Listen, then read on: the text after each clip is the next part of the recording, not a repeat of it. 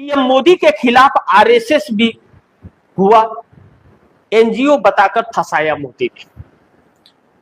प्रधानमंत्री नरेंद्र मोदी ने बड़ी वाहवाही में दिल्ली के लाल किले से यह कहा कि आरएसएस विश्व का सबसे बड़ा एनजीओ है।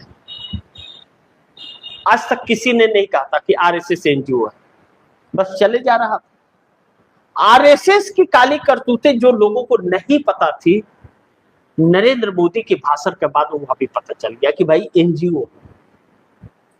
अब इसी पर गरम हथौड़ा कर्नाटक के गृह मंत्री ने मारा, प्रियंक खड़गे ने।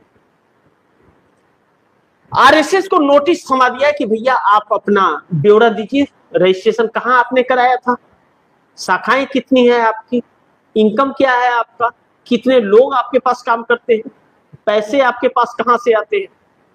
अब आरएसएस इधर उधर बगल झांक रहा है और आधिकारिक रूप पर चिट्ठी दी गई है। अब यह रिकॉर्ड में गृह मंत्रालय के दर्ज हो गया, इसे कोई मिटा नहीं सकता। मानी कांग्रेस की सत्ता चली गई, भाजपा की सत्ता आ गई कर्नाटक में, भाजपा उस रिकॉर्ड को नहीं मिटा पाएगी, वह रिकॉर्ड रहेगा। और इस बीच अगर दिल्ली का नेतृत्व बदल गया 29 में, तो लेने के देने पड़ जाएंगे, आरएसएस पर ताला लग जाएंगे। लेकिन कर्नाटक की सरकार कर्नाटक में पूरी तरह से आरएसएस को ध्वस्त और बेंड कर सकती है और ताला लगा सकती है, वह उसका अधिकार क्षेत्र है, वहां मोदी और शाह कुछ नहीं कर पाएंगे।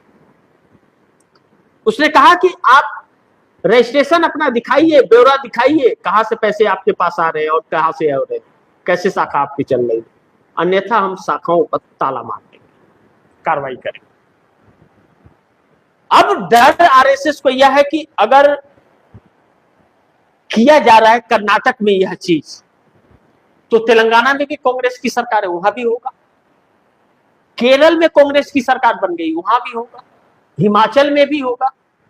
तमिलनाडु में भी कांग्रेस की समर्थित सरकार है, वहां भी होगा। तो पूरे साउथ में आरएसएस पूरी तरह से चक्का जाम हो जाएगा उसका।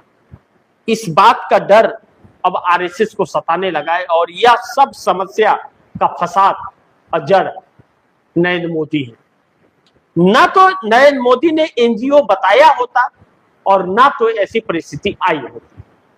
अब नरेंद्र मोदी के साथ क्या हिसाब करेगा आरएसएस, लगता है कि खिलाफ हो गया है आरएसएस। अब इसकी कीमत कौन चुकाएगा? आरएसएस चुकाएगा अपनी शाखाएं बंद करवाकर, या नरेंद्र मोदी कुर्सी हटाकर, या आरएसएस जाने और मोदी जाने। लेकिन फंस तो आरएसएस गया है, और जो इस युग के लोगों को नहीं पता था, इस जनरेशन के लोगों को नहीं पता था, वह भी लोगों तक सूचनाएं पहुंच गई।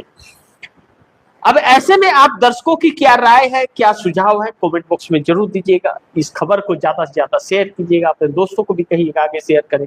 और आपने टीएमडी इंडिया न्यूज 24 को सब्सक्राइब नहीं किया तो सब्सक्राइब कर लीजिए, अपने दोस्तों को भी कहिएगा सब्सक्राइब करें। मिलते हैं अगली खबर के साथ, तब तक के लिए नमस्कार।